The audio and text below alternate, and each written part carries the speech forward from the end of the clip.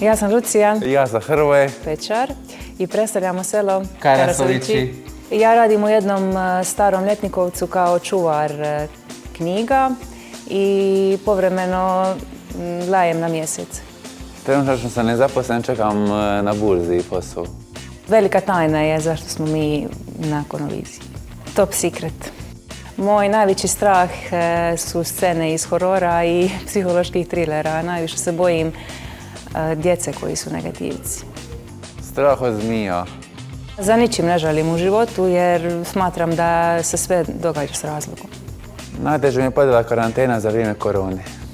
Najviše se divimo mami, a pored mame našoj najstarijoj stanovnici velikog sela Karasovići, teti Jani, kojoj sve ide za rukom. Od vezova do rada, tete Ane je naj. Slažem se u potpunosti. Žene su bolje od muškaraca što mogu raditi u više poslova odjednom. Ne slažem se u potpunosti niti malo. Žene su bolje jer su lukavije. Najromantičnija stvar koju je netko za mene napravio je što sam dobila čarape na svoje kućne ljubimce. Poklonio ružu.